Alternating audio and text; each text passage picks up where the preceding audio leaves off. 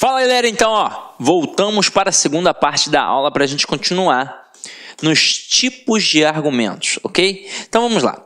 Próximo aqui é a relação de causa e consequência. Muito comum as bancas explorarem isso, tá? Muito comum explorarem nas questões as relações de causa e consequência dentro do texto. E aí é óbvio que acabam virando as questões, beleza? Então vamos entender como é que isso funciona. Vamos lá. Fortalecem o texto na medida em que situam a tese diante de uma cadeia de outros fatos. Devem ter suas relações coesivas bem explícitas, com conectivos causais, explicativos, conclusivos e ou consecutivos. Então, a gente já está ligado que em relação a causa e consequência, a gente já pega esse processo. Mas em relação à explicação e conclusão, também é a mesma coisa, porque vai ter ali, de forma implícita, uma relação de causa e consequência também. Então vamos ficar ligados nisso. Olha só aqui, relações de causa e consequência. Exemplo, é preciso com urgência construir mais escolas e não presídios. Ok. É preciso construir mais escolas e não presídios. Então vamos lá? Além de um jovem instruído ter muito menos chances de entrar para o mundo do crime e mais consciência dos reflexos de suas ações sobre a sociedade, do ponto de vista financeiro, a escola também é uma opção mais viável. Um aluno custa ao país muito menos que um presidiário e dá frutos muito mais promissores. Então a gente aqui tem uma relação de causa e consequência. A consequência é construir mais escolas ao invés de presídios. Mas por quê? Exatamente porque o jovem dá mais frutos que o presidiário, porque o jovem é mais barato que o presidiário para os cofres públicos. Então eu tenho uma relação de causa e consequência. É muito comum mesmo, quando a gente tem um tópico frasal, o tópico frasal ser a consequência. E aí a gente apresenta argumentos que funcionam como causas. Então a gente mostra as causas daquela consequência e vai trabalhando em cima daquilo. É muito comum em provas trabalharem as relações de causa e consequência. Fica ligado nisso, tá? Agora, mais uma interessante, testemunhos de autoridade. Trata-se da fala de pessoas renomadas de competência notória sobre o tema discutido. Em citações diretas, use aspas. Se não tiver certeza da versão original, prefira uma paráfrase. O que é uma paráfrase?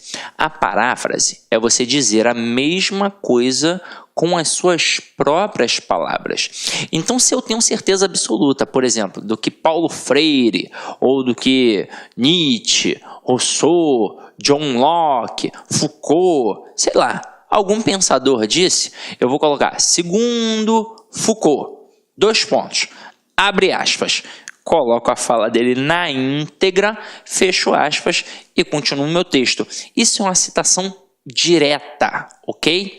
Agora, se eu não tiver certeza da versão original, eu tenho uma ideia, eu sei mais ou menos o que o camarada falou.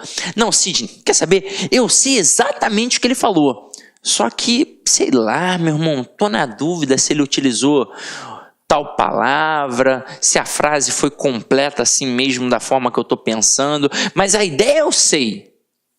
Faça uma paráfrase. Porque quando você faz um texto, por exemplo, num concurso público, uma redação, aquele avaliador ele já tem noção daquilo que foi trabalhado, daqueles textos que vão servir de motivadores. Agora, de motivação, os textos de motivadores. Então ele já leu sobre aquilo dali. Então se você de alguma forma cita Rousseau, o camarada percebe, mesmo que você não tenha colocado segundo Rousseau. Então você fez uma paráfrase, você fez uma citação indireta, ok? Então, já sabe, tem certeza, você vai colocar entre aspas. É uma citação direta. Não tem certeza, você vai parafrasear. Não invente citações ou autoridades inexistentes. Isso é muito importante. Lembra que eu mencionei que eu dei muita aula em ensino médio? Lembra? Tinha um camarada que inventava pessoas o tempo todo. Ele inventava citações. Como hoje em dia acontece muito no Facebook, né? Segundo Jô Soares. Aí tem lá, fala, aí Jô Soares. Pô, Jô Soares não falou aquilo de forma alguma, com certeza. Né? Segundo, sei lá, Paulo Freire. Aí fica sacaneando, né? E por aí vai. Então, muito cuidado com isso quando você for produzir um texto. Detalhe, é muito importante ser uma autoridade conhecida e de saber notório, ser um especialista sobre aquilo. Então, por exemplo, se você vai falar, sei lá, sobre algo relacionado à economia, você vai ter de citar um economista, ou então alguém que é um especialista em direito financeiro. Você não vai, por exemplo, para tratar de economia, pegar um professor de biologia, porque não vai fazer o menor sentido. Ah, não, ele é uma autoridade. Autoridade por quê? Ah, porque é ganhador do Prêmio Nobel da Paz. Caralho, ele vai falar de economia? Não tem como, né, gente? Então, se eu faço isso, é um discurso falacioso. É algo que não tem embasamento em cima de um argumento. Não é um argumento pertinente. Para ser um argumento pertinente, tem que ser um discurso de uma autoridade especialista naquele assunto, ok? Então vamos lá. Segundo o secretário de Educação, então eu já sei que o tema é educação. Da cidade de Londres, a Inglaterra tem obtido bons resultados no ensino da matemática, utilizando a música em sala de aula. Também, o presidente da Associação Brasileira de Matemáticos ratifica, ou seja, confirma, corrobora. A música é a matemática dos ouvidos e as crianças adoram isso. Então se liga só, numa pegada só, a gente aqui trabalha uma paráfrase e uma citação direta. Porque em cima, ó, segundo o secretário de Educação da cidade de Londres, a Inglaterra tem obtido bons resultados no ensino da matemática. Não foi assim na íntegra que o camarada falou. Ele falou alguma coisa a mais, mas a ideia, né, central era dizer que na Inglaterra a galera tem obtido bons resultados no ensino da matemática utilizando a música na sala de aula. Agora, depois houve uma citação direta, pegando o presidente da Associação Brasileira de Matemáticos, ó, 2 pontos, abre aspas, fecha aspas e ponto, ok? Agora, diante disso, diante do discurso de uma autoridade, ora, eu posso concluir algo em relação à educação. Eu não posso concluir nada em relação à violência, em relação à segurança pública, não é verdade? Então vamos lá. Percebe-se então, o então aqui, ele é uma conjunção conclusiva, né? Eu vou concluir. Percebe-se então a possibilidade de inovar na sala de aula do ensino básico, trazendo novos acordes para a educação matemática. Caramba, olha que sensacional. Trabalhou-se a educação e ainda brincou com novos acordes. Olha que brincadeira, que legal. Para trabalhar a matemática em cima da música. Ora, se está funcionando lá em Londres, se o próprio camarada, que é da Associação Brasileira, confirma que funciona, ora, eu posso concluir que isso tem que ser utilizado dentro da sala de aula de todos os professores, ok? Agora, olha aí o contra-argumento. Muito bacana, muito bacana. Vamos lá, ó. Contra-argumentar é apresentar uma ideia oposta à sua, para logo depois derrubá-la por meio de argumentos seus. A contra-argumentação antecipa possíveis questionamentos do interlocutor. Seu contra-argumento deve estar ligado à ideia alheia combatida por um conectivo de oposição. Na própria fala do dia a dia, quando a gente trabalha, e você estudou isso comigo, as conjunções, principalmente a oposição, que trabalha a conjunção adversativa e a conjunção concessiva, você estudou comigo que a adversativa, ela enfatiza, e a concessiva, ela minimiza. A conjunção concessiva é uma excelente arma de manipulação, é uma excelente arma de argumentação, porque ela diminui o argumento do outro, normalmente. Então, por exemplo, eu estou aqui conversando com você sobre aborto. Aí vamos supor que você seja a favor do aborto, beleza? Até então, você é a favor. E eu vou me colocar contra, de repente. Mas não estou dizendo que eu sou contra, nem que você é a favor, não. É só uma suposição, tá? Aí você fala assim para mim: ah, Sidney, o aborto tem de ser legalizado porque é um caso de saúde pública. Milhares de jovens estão morrendo em açougues pelo Brasil. Aí eu digo assim, ó, embora seja um caso de saúde pública, parece que eu estou te dando razão. Para depois da paulada, ainda assim é crime. E poderia acontecer o contrário também. É tudo uma questão de perspectiva. É tudo uma questão como eu vou organizar o meu discurso. Então, é só para mostrar que o contra-argumento, ele também é um argumento. Porque ele diminui o argumento do outro para poder levantar o meu. Então, acompanha aqui comigo, ó. Muitos afirmam que a prioridade ambiental brasileira é a preservação da Amazônia. Caramba! Eu estou colocando que muita gente fala isso. Eu vou diminuir isso. Eu vou arrebentar isso. Então acompanha aqui comigo. No entanto, opa!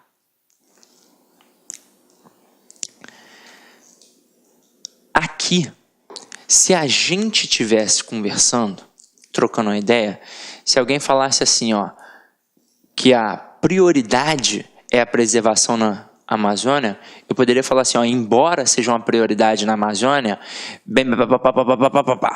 porque a gente está trocando, é um diálogo. Como eu estou produzindo o texto e eu é que vou apresentar o argumento, olha como coube aqui uma conjunção adversativa. Vai ter que ser trabalhado com valores de oposição. Essa é a verdade. Então aqui, ó, no entanto, se não se tomar cuidado com outros ecossistemas, tais como o Pantanal e o Cerrado, danos ainda maiores podem ser acarretados ao meio ambiente e ao homem, visto que nessas regiões há maior povoação humana e, portanto, maiores riscos de degradação. Então, se liga só. Esse, no entanto, aqui, ele marca uma oposição, ele é uma conjunção adversativa que quebra o que foi apresentado a priori. E depois que ele quebra, ainda tem uma conclusão. Então, dentro desse discurso aqui, dentro de um parágrafo, foi trabalhada a questão da introdução e desenvolvimento da conclusão.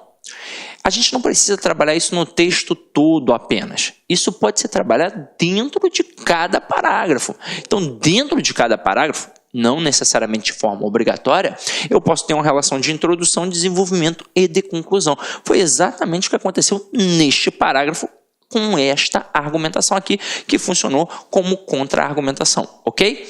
Agora, vamos lá. Vamos trabalhar um pouquinho agora a relação da coerência dentro do argumento. Então, coerência textual, fenômeno que garante interpretabilidade ao texto, ou seja, que ele possa ser lido e compreendido pelo interlocutor. Afinal de contas, quando a gente diz que um texto é coerente, é porque ele tem sentido. Se ele é incoerente, é porque ele não faz sentido. Todo texto deve ser coerente, especialmente o argumentativo, pois disso depende o convencimento ou não do interlocutor. Agora, Sidney, por que você trabalha tanto o texto argumentativo na sua aula? Porque é óbvio, né, que é o texto mais cobrado nas provas de concurso público. Afinal de contas, eu já mencionei isso em outros momentos. Se não mencionei, menciono agora. O texto narrativo, ele é fruto de uma imaginação. O texto descritivo, ele é fruto de uma observação. E o texto dissertativo, ele é fruto de uma argumentação. Todo mundo é capaz de observar, todo mundo é capaz de imaginar, mas nem todo mundo é capaz de argumentar. Então, quando o camarada trabalha um texto argumentativo numa prova, ele sabe que você, além de dominar o conteúdo teórico, é uma pessoa bem articulada, é uma pessoa com conhecimento amplo, porque você é capaz até de um convencimento. Então, você é capaz de argumentar.